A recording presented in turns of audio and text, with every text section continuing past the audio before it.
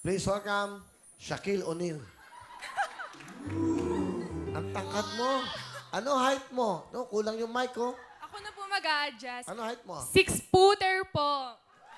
Ang ganda pa. Pwede to sa ano, ha? Mga beauty contest, Binibini, Miss World, Miss Earth, Gandang Pilipina. Ilang taon ka na, Jen? 15 po. Bata pa na, 15 years old ka lang? Yes po, Kuya Will. Anong, high school ka ba? O High school po ako dyan sa Bataan National High School. Binabati ko pala yung mga teacher ko dyan, mga kaklase ko din. ganda niya, charming siya, ha? Ganda niya, okay. Ano ka? Bali, ano, labi ka sa mic, manila pa, sorry, ha? Ano ang trabaho ng papa mo? Isa po siyang maintenance sa bus company. Ang nanay, Housewife po. ilang kayo magkakapatid? I'm only one daughter. I'm only one daughter. Only daughter? Bakit matangkad ba ang papa mo, mama mo? Actually, mana po ako sa ninuno, yung papa po ng mama ko. Matangkad daw po kasi siya. 6-footer daw po. O bakit ka sumali dito? Kasi Kuya Will, ito na lang po yung parang... Actually, pang-apat na audition ko na po to. Sabi ko kay mama, Ma, audition tayo kasi feel ko ito na yung pagkakataon ko para makapaglaro dito tsaka makita kayo Kuya Will. Gwapo niyo po pala. Oo naman. True. Di ba? Kaya talaga. Sa pati magaling yung true. Okay. Wala ka bang sport na na sinasalihan? Meron po Kuya Will. Actually po, nagtitrain na po ako ng volleyball sa Bataan National High Pwede School siya, po. volleyball. Pwede siya yung mga sila Eliza.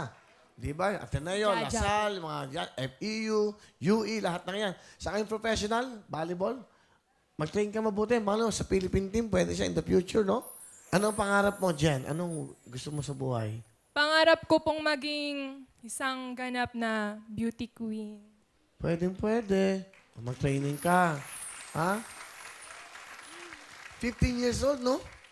Lalaki ka pa yan. Lalaki pa siya, no? Wag na mo na po sana. Oo nga. Baka maging 8-footer ka. Jen? Okay, sige. Pakilala mo sino kasama mo. Ang pinapakilala ko nga po pala, ang kakaiba sa lahat, si Papa Edward. Hi, Will! Ay, Papa Edward. Magandang hapon po. Isa lang ang anak nyo, si Jen lang. Isa lang po. Bakit? Hindi kayo, Ah, nagplano ba kayo? May edad na po kasi ako nung nag-asawa ko.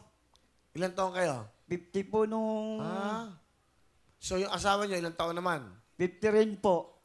50-50, ha? Hindi, 50-50 kayo, di ba? Mag-asawa, 50 kayo, 50 rin siya. So, tugma.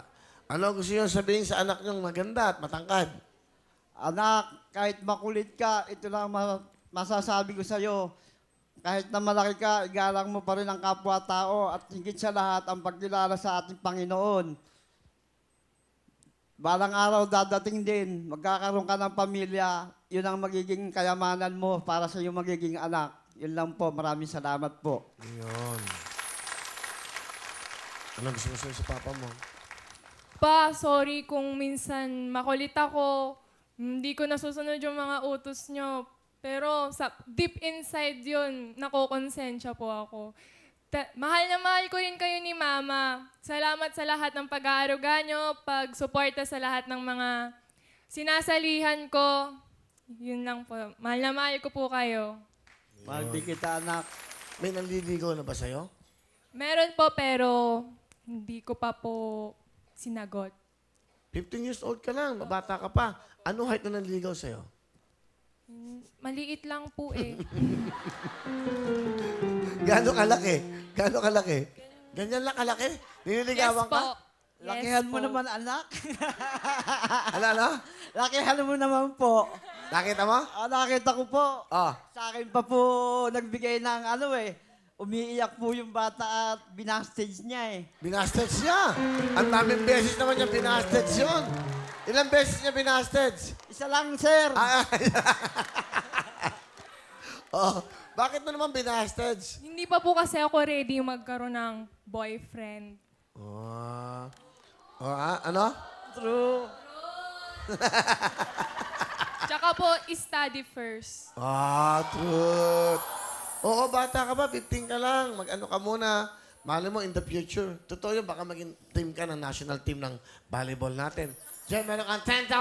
Thank you, Kuya